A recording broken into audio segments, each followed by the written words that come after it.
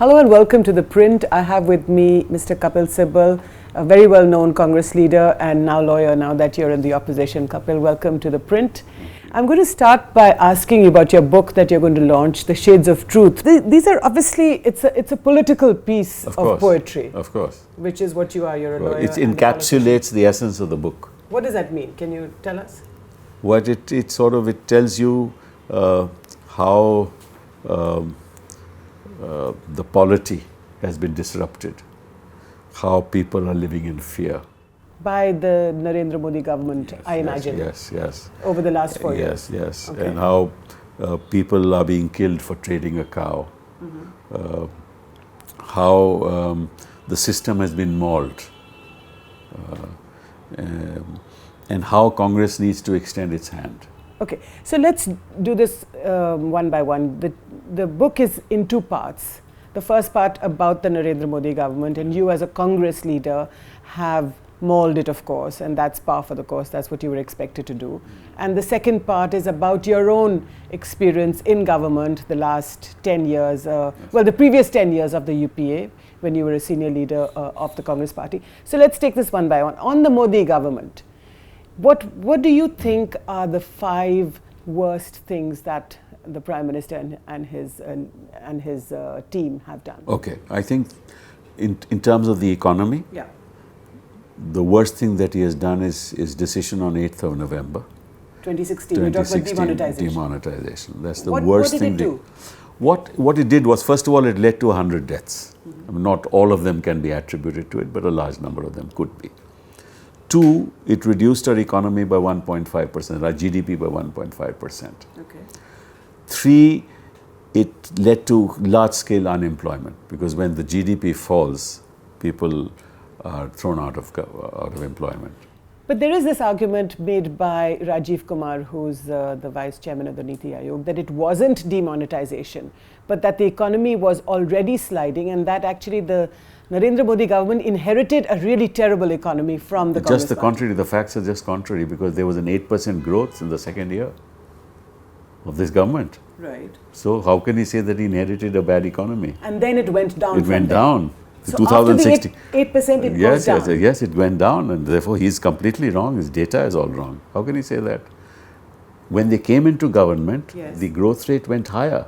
Yeah. And then suddenly it dipped to 6.5%. How can he say that he inherited a terrible economy? I mean, I'm shocked, because an economy which delivered the highest growth rate in the country, the years that they called years of policy paralysis, delivered an average of 8.2% growth from 2004 to 2014. How can they possibly say that they inherited a terrible economy? But you lost. The Congress party lost. We lost not because of that. We lost for several other reasons. What were these reasons? Several reasons. The first was, and it all started with the CAG's report saying on the 2G with a loss of 1,76,000 crores, followed up with another report on the alleged coal scam. And it resulted in the Supreme Court cancelling those licenses, and it resulted in the Supreme Court cancelling all the coal blocks. And you were, of course, at the time and since, I think you defended it by saying that this was zero loss, or it was a notional loss. I was proved right. Ultimately, the judgment came in our favor, in the favor of those against whom those allegations were made. And in fact, the funny part is that the CBI didn't even make out a case of loss. Mm-hmm.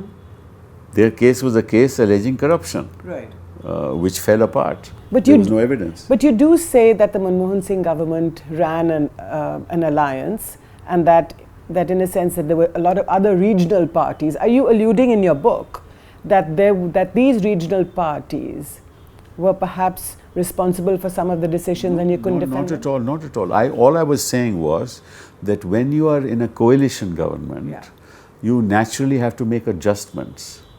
What does that mean? What does adjustments mean? Nothing. The regional parties have their regional demands. Mm-hmm. For example, if Tamil Nadu the DMK was part of it, they would have their regional demands. If somebody else was a part of it, in other words, somebody wants more money, somebody wants a policy decision of this nature, some of it can be granted, some of it cannot be done.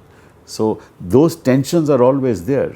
right? Because everybody has its own perception in the context of the political prospects of that particular party in that particular state. But that's nothing to do with corruption. It's nothing to do with But it's nothing to do with the 2G specifically because Mr. Raja is from the DMK. And then they were accused of... And then all of this, as I said, all of that, everybody was acquitted because there was no evidence. And I've been saying that from the beginning. So then what happened? What was this perception that the country had about this, and which you could not come back? Once the CAG gave that report and the media picked it up, and you know how the media was at that particular point in time, right? And how the media is today and how the media was then. There's a world of a difference. There is a obviously collaborative media. We talked about the CBI as caged parrots. Right. Now this is a parrot that sings in the cage, which is the media. That's some of them. Right now we're not talking about the media, we're talking about you and the Congress party. So therefore I was saying that the media got into the act, right? And then the Supreme Court rendered this judgment which gave some credibility to the allegations. But what about the party itself, your party? Why is it that you were not able to handle this perception? I agree with you. I agree we were not able to handle this perception because I said there was a kind of a tsunami of opposition against us. And now when I look back, and I've alluded to it in my book also, obviously there was some kind of conspiracy at play. Because Baba Ramdev, who talked about bringing black money from abroad, is suddenly gone quiet about black money from abroad. And then at the Ramlila ground, the hordes and thousands of people who came every day were being fed every day, were being brought every day. Surely must have happened because some forces were at work and there was a conspiracy.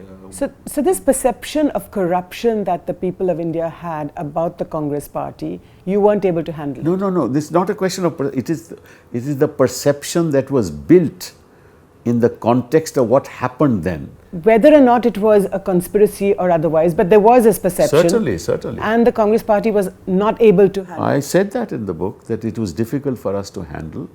And that's where I think we were being too democratic, because we were saying, okay, let's have a talk with with those people who want a Lokpal bill, for example. Right. We set up that committee.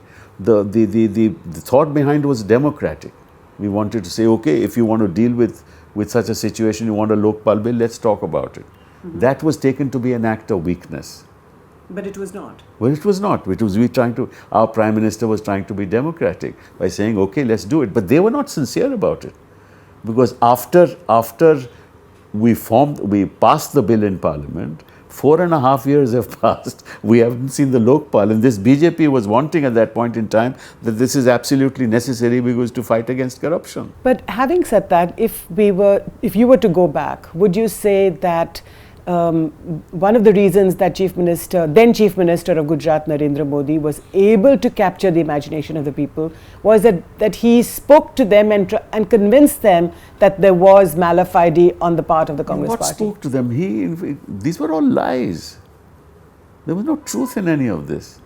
Right, but he was. For example, he still did manage to convince people. Naturally, because he had media on his side. I mean, which is but that's true. The media was a neutral party. No, it was not. You could have convinced the media as well. No, the media was not. I was convincing. I was telling them the facts. The media was not even publishing those facts, not even showing those facts. The media was not interested in our explanations. See, look at it. But you must concede that then Chief Minister of Gujarat, he had the way he was a new player at the national level. Let's be clear on it. Okay. Right? He has no baggage with him. Right? Whatever baggage he had left in Gujarat. Right? He had no baggage with him. He was selling a dream. He was promising people that I will do in 60 months what Congress was not able to do in 60 years. And he actually delivered on that promise. Because for 60 years, we weren't able to bring the price of petrol to 86 rupees a litre. And of diesel to 74 rupees a litre, which we has done in less than 60 months. For 60 years, the price of dal could never be 150 rupees a kilogram, which he was able to do. So I think he delivered on that. So what's happening today then, Mr. Sibal? There's a sense of fear, a sense of insecurity. People can't undertake their normal trade. Why do you think people are fearful? You can see it on the streets. I mean, a person says something about a government that it is fascist, she's sent to jail. If somebody tweets something, People are phoned, the media barons are phoned that why are you putting up this news? Don't do it. You know that and I know that, right? Businessmen are afraid of the long arms of the ED and of the CBI, and people are targeted, right? So all this is open to everybody. So why do you think, even if what you're saying is true, why do you think the government is either not fulfilled or every element? Agriculture crisis, right? He said that MSP would be cost plus 50%. Where is that? He forgot about it for 4 years. So that's one, rural distress. Rural distress, right? Then the demonetization. Right. I mean, 800 million people or 800 million people in families earn less than 10,000 rupees a month or 15,000 rupees a month. That can't be illegal tender. Okay, that's two. That's two, right? So he's completely failed, destroyed the economy. Then exports.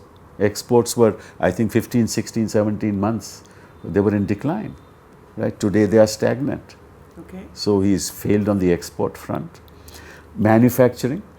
Actually, this country, GDP is based on services. 66% of our GDP is through the service sector. But these are all economic points. What about the and then the politics of it? He's divided this country.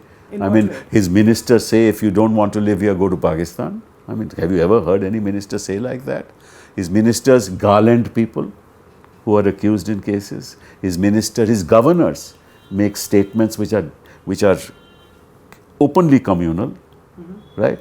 Then, of course, they talk about black money, the use of cash in elections that we have seen in Uttar Pradesh and other states. You can see the amount of cash that is being used, and they are talking about black money. And how do you combat this? You know, whether it's the fear that you talk about in certain communities, whether it's Muslims with mob lynching. There is not one section of society, any section of society that is happy with the Modi government. The bureaucrats are unhappy. In fact, they don't even talk on the phone anymore. They don't talk to you on the phone? No, they say if you want to talk, we'll come over. And that's what they do? Occasionally. Right? They're afraid of that as well. Right? Then the media is what it is, as you know, some of it, not all. Also business people, Business people are very afraid, very, very afraid. And now, of course, if they ask through the bonds for donation, they can't say no. Okay. Right? And that's what is happening? That's what is happening. Investments are not taking place at home at all. In fact, a lot of these big business people are going abroad to invest. So in one word or in one phrase, how would you describe the situation today? Disruptive mindset, disruptive politics, disruptive economics, and a disruptive environment is what India has become. Mr. Sibal, thank you so much for talking to The Print. Thank you. This is Jyoti Malhotra for The Print.